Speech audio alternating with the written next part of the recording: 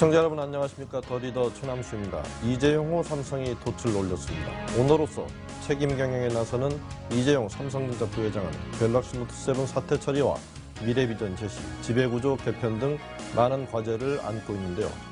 글로벌 선도기업으로 성장한 삼성, 앞으로 어떤 전략으로 현재의 위기를 극복하고 또 한 번 도약에 도움닫기를 해갈지 관심을 모으고 있습니다.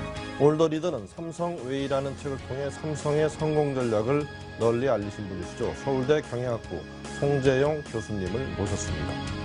삼성이 걸어가야 할 뉴 웨이는 무엇인지 말씀 나눠보겠습니다.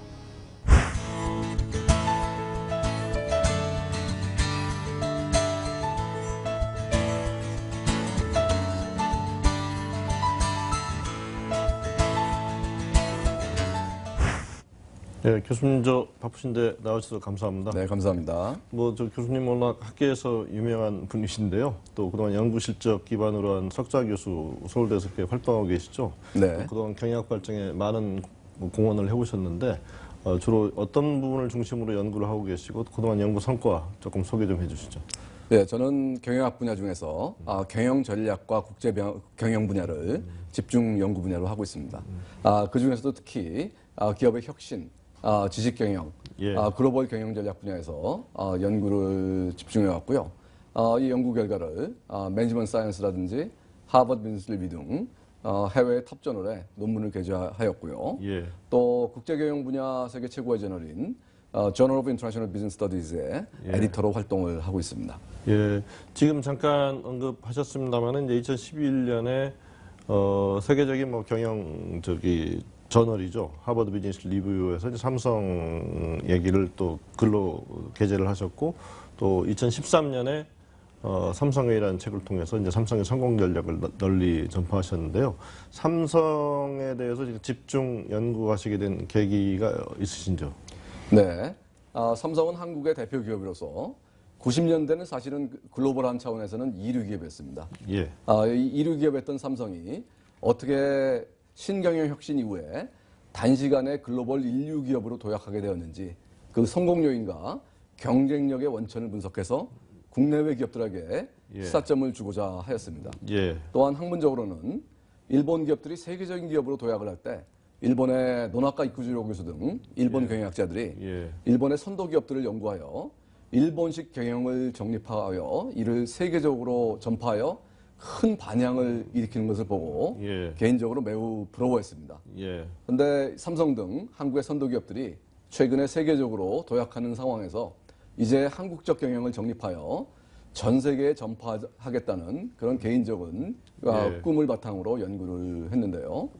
다행히 2004년에 그리고 2013년에 삼성에서 삼성 경쟁력의 원천을 분석하고 또한 삼성 경영학을 한번 정립해 보았으면 좋겠다고 저한테 연구를 의뢰했기 때문에 이 연구를 기반으로 지난 10여 년간에 걸쳐서 삼성에 대해서 심층적인 연구를 진행할 수 있었습니다. 예, 저도 교수님 삼성웨이 쓰신 책을 최근에 이제 글을 하나 이제 쓰면서 참고를 다 읽어봤는데요. 이제 삼성의 경쟁력의 원천, 일종의 패러독스 경영의 원천에 대해서 말씀하셨는데 좀 소개해 주시고요. 지금 시점에서 지금 3년이 지난 시점에서 봤을 때 조금 수정하시고 싶은 부분은 있으신지 질문드립니다. 네. 삼성이 글로벌 경쟁에서 후발 기업이었는데 글로벌 선도 기업을 추격하기 위해서는 기존의 글로벌 선도 기업과는 다른 방식으로 경영을 하고 경쟁력을 확보해야 했었겠죠. 그래서 삼성이 신경영 이후에 채택한 방식이 소위 패러독스 경영 시스템을 정립하는 것이었다고 생각합니다. 그래서 저는 제 연구에서 삼성식 패러독스 경영을 나름대로 세 가지 측면에서 규명했는데요. 첫째는 전략 관점에서 대규모 기업 집단인데 굉장히 스피드가 있고 유연하다 하는 것이 제가 규명한 첫 번째 패러독스였습니다. 대규모 기업이었기 때문에 이를 바탕으로 글로벌 규모의 경제를 달성했는데 이렇게 거대한 기업은 사실 복잡성이 증대되고 관료주의가 팽배해서 아무래도 의사결정이나 실행의 스피드가 느리게 마련인데 삼성은 경쟁자에 비해서 의사결정과 실행 공이 굉장히 스피디했고 또 아날로그에서 디지털로 가고 스마트 혁명과 같은 주요한 패러다임 변화에 잘 대응함으로써 세계적인 선도 기업으로 클 수 있었습니다. 또한 두 번째 패러독스는 삼성은 굉장히 다각화되어 있고 또 주요 부품과 제품을 동시에 제조하는 소위 수익적 결여된 체제를 갖춘 기업이었고 하드웨어와 제조 경쟁력을 중심으로 한 그런 기업이었는데 신경영 이후에 주력 사업을 중심으로 R&D 역량, 브랜드 마케팅 역량, 디자인 역량과 같이 소위 지식 기반 경쟁력을 세계 최고 수준으로 끌어올려서 이 원가 경쟁력과 차별화 경쟁력을 동시에 확보했다는 것도 두 번째 패러독스 경영이라고 규정했고요. 마지막으로 삼성은 일본식 경영과 미국식 경영이 흔히 상극이라고 그랬는데 이 일본식 경영의 강점인 오퍼레이션스 매니지먼트를 여전히 발전시켜 왔고 이와 동시에 미국식 경영의 강점인 전략, 마케팅, HR 역량을 GE 등 미국 기업을 벤치마킹해서 도입함으로써 이 일본식 경영과 미국식 경영의 장점을 조화시켰습니다. 이러한 패러독스 경영을 통해서 삼성은 혁신 역량, 시너지 창출 역량, 그리고 스피드라는 세 가지 혁신 역량을 성공적으로 구축할 수 있었고요. 이를 바탕으로 차별화, 저원가, 스피드를 동시에 구현함으로써 세계적인 기업으로 도약했다고 생각합니다. 그런데 이제 과거에 삼성은 글로벌 인류 기업으로 도약하는 과정에서 소위 빠른 추종자 전략, 선도 기업의 기술이나 제품을 모방해서 이를 더 싸게 만들고 또 품질을 높이고 새로운 기능을 추구하는 그런 방식으로 선도 기업을 따라잡았는데요. 그 분야에서는 정말 세계 최고 수준이라고 할 수 있지만 이제 삼성 자체가 글로벌 선도 기업이 됐기 때문에 모방하거나 벤치마킹할 대상도 마땅치 않고 또 여기서 진정한 의미의 선도자가 되려면 소위 창조적 혁신을 통해서 세상에 존재하지 않는 새로운 제품, 기술, 비즈니스 모델을 먼저 만들어내야 된다 하는 것입니다. 그래서 제가 삼성의 책의 마지막 장에서도 자세히 기술했듯이 이를 위해서는 90년대 초반의 신경영과 같은 전략과 조직 문화의 혁신이 다시 한번 필요하다고 생각합니다. 전략과 조직 문화의 혁신 강조해 주셨습니다. 네, 교수님 뭐 다 너무 널리 알려져 있습니다만은 이제 최근에 갤럭시 노트 7 이제 발화 문제로 지금 삼성이 어려운 시기를 보내고 있는데요.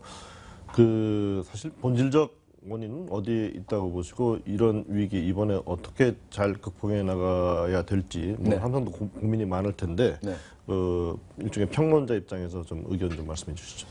매우 심각하면서도 중요한 문제인데요. 사실 제가 알기로는 아직 정확한 기술적 원인은 파악이 안 된 거로 알고 있습니다. 그만큼 복잡한 문제인데요. 이렇게 된 이유는 기본적으로 사실 갤럭시 노트 7이 정말 걸작이었습니다. 여기다 최첨단 기능을 집어넣었고 이와 동시에 크기를 줄이고 또한 배터리 용량을 키우는 과정에서 정말 엔지니어링 관점에서는 극한을 추구했는데 아마도 그런 과정에서 복잡성이 너무 증대되어가지고 이 안에서 하드웨어나 소프트웨어 간의 어떤 상호작용이 일어나는 게 아닌가 마치 자동차의 급발진 사고랑 비슷한 문제가 아닐까 하는 추측을 해봅니다. 그래서 이런 문제가 발생하는 과정에서 교훈이라면요. 일단 삼성이 애플과의 경쟁에서 이 갤럭시 노트 7 출시를 좀 서두르는 과정에서 제품 검증을 충분히 하지 못했다는 점 그리고 자발적 리콜은 잘했는데 그런 과정에서 너무 성급히 문제를 해결했다고 오판한 점은 앞으로 반성할 필요가 있다고 생각합니다. 하지만 이 사건으로 인해서 삼성이 과거로 회귀해서는 좀 곤란하겠다. 앞으로 좀 더 창조적 혁신을 통해서 시장 선도자가 돼야 되는데 전통적인 관리의 삼성을 너무 강화한다든지 아니면 삼성의 전통적인 경쟁력의 원천이 스피드 경쟁력이었고 이건 앞으로도 매우 중요한데 이 스피드 경쟁력을 포기해서는 안 된다고 생각을 하고요. 또한 이 문제는 매우 중요한 문제이기 때문에 이 문제에 대한 해법을 완벽히 찾기 전에는 차기 제품인 갤럭시 S8의 출시도 필요하다면 늦춰야 된다고 봅니다.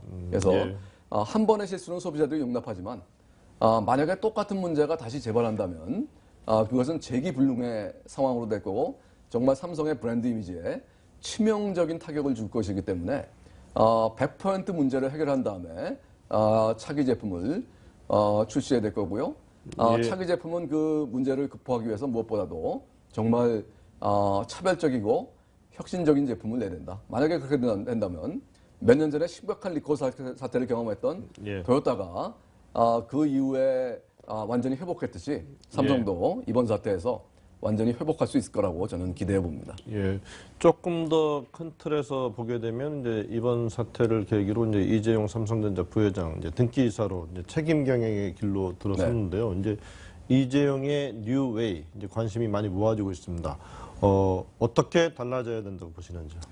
일단 삼성이 이제 글로벌 인류 기업으로 자리매김했기 때문에 예. 글로벌 시장의 선도자로서의 지위를 더욱더 공고히 해야 한다고 생각하고요. 예.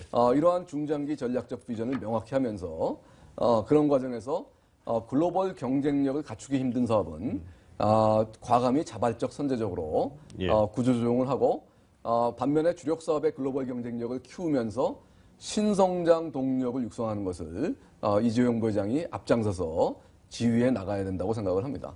예. 이 무엇보다도 기업이 가지고 있는 자원이 제약되어 있기 때문에 모든 사업을 다 지금 챙겨 나가기는 힘듭니다. 예. 특히 요즘과 같이 글로벌 시장의 저성장 기조가 장기화되고 있고 초경쟁이 되고 있는 상황에서는 더욱 그러합니다. 그래서 이재용 부회장은 무엇보다도 중장기적인 시각에서 사업 포트폴리오를 자발적 선제적으로 조정하면서 미래 신성장 동력 산업을 육성하는 것을 진두지휘해야 한다고 봅니다. 사물인터넷이라든지 예. 시스템 반도체 등 미래 전자 IT 기술 분야를 선도하기 위한 투자를 보다 강화함과 동시에 또한 미래에 유망한 새로운 분야로의 진출도 필요하다고 보는데요. 저는 무엇보다도 삼성이 잘할 수 있는 분야가 앞으로 자동차 산업이 친환경차 그리고 무엇보다도 자율주행차로 커다란 패러다임 변화가 가속화되고 있는데 예. 미래 자동차는 컴퓨터라고 생각합니다. 그래서 여기에는 무엇보다도 어떤 반도체 기술이라든지 예. 배터리, 인버터, 모터, 디스플레이 패널 등 과거 삼성이 전자산업에서 오랫동안 갈고 닦으면서 세계 최고 수준으로 올려놨던 이러한 부품이나 반도체 기술이 활용될 수 있는 여지가 매우 커지기 때문에 이 미래 자동차의 전장 사업을 집중 육성해야 된다고 생각을 하고 있고요. 예. 또 이러한 신성장 동력 창출 과정에서 이 M&A에 보다 전향적인 자세를 갖출 필요가 있다고 생각하고 있습니다. 예, 이건 중요한 전략적 조언을 해 주셨습니다. 그 교수님 저는 GE 그러니까 세계적 네. 기업인데 이같이 세계적 기업도 뭐 삼성에서 조금 배울 것이 있는지만 좀 들여다본 시기가 있었죠. 그래서 2014년에 또 교수님께서 GE에 가셔서 강연을 하신 걸로 알고 있는데 그 GE는 어떤 부분에 이렇게 관심이 많았고 또 교수님 어떤 조언을 해주셨습니까? GE는 재구애초 회장 시절부터 매년 연초에 전체 임원이 모여서 글로벌 리더십 미팅이라는 연례 전략 워크숍을 진행해 왔습니다. 예.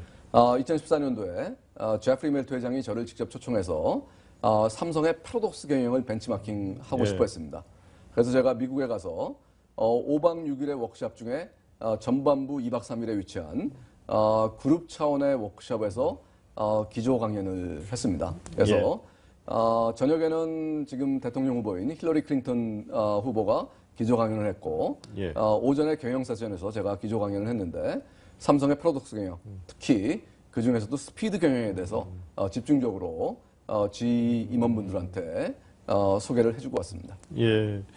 그 사실 GE 자체도 보면은 사실 참 놀라운 기업이죠. 네. 그 참 끊임없는 변신. 특히 최근에는 일종의 중공업 전문 기업에서 지금 소프트웨어 기업으로 변신하고 세계 톱 소프트웨어 기업이 되겠다 뭐 이런 포부를 밝히고 있는데요. GE를 보면 한국 기업들 무엇을 먼저 배워야 될까요? 네, 일단 앞에서 강조한 것처럼 자발적 선제적 사업 포트폴리오 조정이 얼마나 중요한지를 GE는 잘 보여주고 있습니다. 제가 GE의 글로벌 리더십 미팅에 갔을 때 제프리 멜트 회장 등 GE의 사장단과 2번 만찬을 같이 했었는데요. 그때 제가 이 멜트 회장한테 GE의 CEO로서 당신의 역할이 무엇인가 하고 질문을 했었습니다. 그랬더니 이 멜트 회장은 본인의 역할을 나는 GE의 사업 포트폴리오의 매니저라고 규정을 하시더라고요. 사업 포트폴리오 매니저. 네. 그래서 앞으로 어떤 사업을 주력 사업으로 하고 어떤 신성장 동력을 육성하고 또 어떤 비주력 비핵심 사업을 축소하거나 매각할 것이냐를 결정하는 것이 자신의 가장 중요한 역할이라고 말씀하시더라고요. 예. 그것이 GE가 124년 동안 글로벌 인류 기업으로서 건재했던 중요한 이유라고 생각하고요. 예. 또한 최근에는 2010년부터 이멜토 회장이 주도해서 앞으로 미래 소위 4차 산업혁명 시대를 선도하기 위해서 예. 산업 인더스트리얼 인터넷이라는 예. 새로운 개념을 도입해서 비즈니스 모델 혁신을 지금 진행해 왔습니다. 그래서 회장 직속으로 GE 디지털이라는 사업 부문을 만들어서 실리콘밸리의 대규모 소프트웨어 센터도 만들었고요. 예.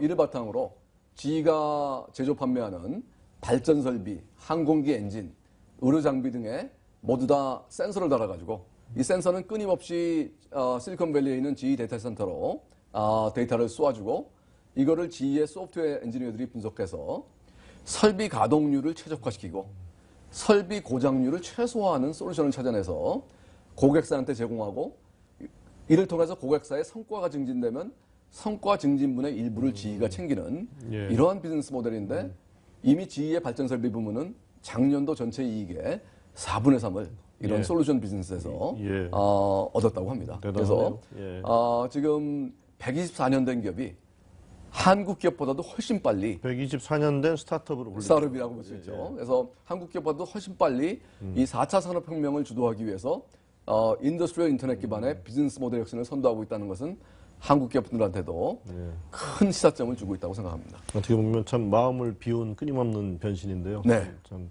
부럽기도 네, 합니다. 아주 부럽습니다. 예. 조금 더 이제 큰 틀에서 한국 기업들 문제 관련해서 다시 한번 질문 여쭙겠는데요. 네. 이제 말씀하신 대로 이제 빠른 추종자 전략을 펴왔지만 이제는 이제 스스로 선도 기업으로서 치고 나가면서 가지 않은 길을 가야 되는 뭐 그런 네. 상황 아닙니까? 그러니까 네. 사실은 종전에 하던 일과 업무 방식이 많이 바뀌어야 될 거고 네. 또 특히 요즘 많이 얘기되고 있는 기업 문화에 있어서 큰 변화도 요구되는데요. 묶어서 좀 어떤 변화가 필요한지 좀 정리해 주시면 감사하겠습니다. 네, 지금 한국의 선도 기업 입장에서는 이제 빠른 추종자 전략이 한계에 부닥치고 있고 또 예. 중국 기업들이 놀라운 속도로 지금 추격을 하고 있기 때문에 예. 중국 기업과의 차별화를 위해서도 이 창조적 혁신을 통한 시장 선도자의 변신이 필요한데요. 예. 이를 위해서는 무엇보다도 혼자 할 수는 없기 때문에 소위 오픈 이노베이션, 개방적 혁신 시스템을 통해서 이 외부로부터의 역량 확보도 매우 중요합니다. 벤처 기업과의 협업이라든지 산학 협력도 중요하고요. 또 M&A를 통한 역량 확보도 중요할 거라고 생각하고 있고요. 또한 이를 위해서는 무엇보다도 의사결정 시스템과 지배구조의 혁신도 필요하다고 생각하고 있는데요. 예. 탑다운 일변도의 그런 의사결정 시스템에서 이제는 이 좀 더 역할 분담을 하고 권한 위양을 하고 또 소유 경영자의 장기적 시각과 전문 경영자의 전문성이 조화를 이루는 이런 시스템으로의 진화가 필요하다고 보고요. 또한 조직 문화 혁신도 매우 필요하고 또 글로벌 인재 확보도 필요하다고 생각을 하고 있습니다. 예. 이제 좀 질문을 바꿔서, 경영학, 한국의 경영학, 부문의 이제 이슈에 대해서 한 가지 좀 여쭙겠습니다. 교수님 유명 저널에 많은 논문도 게재하셨고, 또 앞에서 말씀하셨습니다만은 비즈니스 저널 오브 인터내셔널 비즈니스 스터디스의 또 에디터로도 활동하고 계신데요. 한국 경영학, 외국의 수준에 비교해 봤을 때 지금 현조소가 어떻고 또 어떤 변화가 필요하다고 보시는지요? 네, 제가 2001년도에 미국의 콜롬비아 대학교 교수를 하다가 귀국했을 때 생각해 보면요, 그 당시에는 한국 주요 대학의 경영학 교수님들이 해외 톱저널에 논문을 게재하는 것은 흔치 않은 일이었습니다. 예. 하지만 지금 보면요, 한국 경영학의 수준이 매우 높아져서 세계적인 톱저널의 한국인 경영학자들의 논문 게재가 급속히 지금 증가하고 있는 그런 상황입니다. 또한 우리 주요 비즈니스 스쿨의 교수진도 보면 해외 유수대학에서 박사를 받고 또 해외 유수대학에서 교수를 하시다 귀국하신 분들이 많아져서 이제 교수진의 수준은 글로벌한 수준이라고 저는 생각을 하고 있고요. 또 학생들의 수준도 매우 높습니다. 제가 콜롬비아 교수를 하다가 서울대 와서 강의하면서 깜짝 놀랐는데 콜롬비아 MBA 학생들 못지않게 실무 경험도 없는 서울대 학부생들이 사례 분석을 매우 잘 해냈습니다. 그래서 학생들 수준도 높고 지금 한국 경영학의 전반적인 수준도 매우 높아졌는데 단지 조금 아쉬운 부분들은 있습니다. 한국 경영학의 수준이 매우 높아졌음에도 불구하고 아직 한국적 경영에 대한 연구는 미진한 점이 좀 있고요. 또한 싱가포르 국립대학이라든지 홍콩 과기대 등 아시아의 주요 대학하고 비교해 보면요, 지금 아무래도 정부의 고등교육에 대한 투자가 부족하기 때문에 교수진이 턱없이 부족합니다. 싱가포르 국립대학의 비즈니스스쿨 보면요, 교수진이 현재 150명인데 서울대학교 경영대학의 교수진은 60명이 안 됩니다. 그래서 사실은 교수진 숫자가 너무 차이가 나기 때문에 경쟁하기가 만만치 않은 그런 상황이기 때문에 저는 무엇보다도 이 21세기 지식기반 경제 시대에 이 연구중심 대학이나 이 주요 대학의 역할이 매우 커지고 있는데 정부의 고등교육에 대한 투자가 획기적으로 강화돼야 된다고 좀 생각하고 있습니다. 예. 그 시간이 이제 거의 다 돼서 마지막 질문 드리겠습니다. 요즘 뭐 사실 박근혜 정부 들어서 이제 창조 경제 얘기가 많이 나오고 있는데 이건 이제 대학의 영역으로 이제 가져오면 사실은 인재 육성의 이슈 또 연구의 이슈가 될 텐데요. 어떻게 보시는지 어떤 방법으로 우리가 창조 경제를 이 대학 분야 차원에서 이렇게 증진시켜 나갈 수 있다고 보시는지? 예, 21세기 지식기반 경제에서 대학의 중요성, 특히 연구 중심 대학의 중요성은 국가 경쟁력의 원천으로서 저는 더욱더 커지고 있다고 생각을 합니다. 그렇기 때문에 정부의 이 어떤 고등교육, 특히 R&D 인프라에 대한 투자가 강화가 돼야 된다고 생각을 하고요.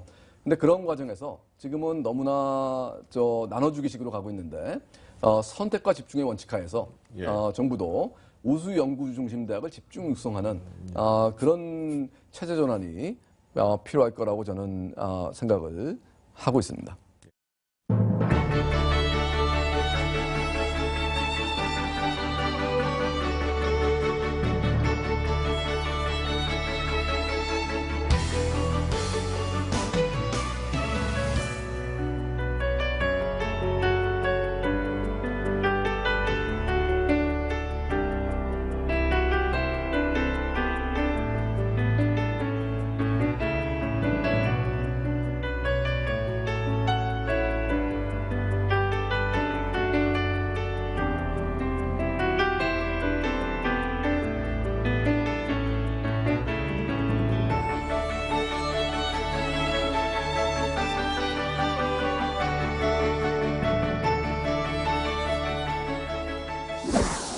네, 지금까지 한국 기업의 혁신 방향에 대해서 얘기 나눠봤습니다. 특히 이재용 체제의 본격 출범을 앞두고 있는 삼성의 새 진로를 집중 진단해 봤습니다.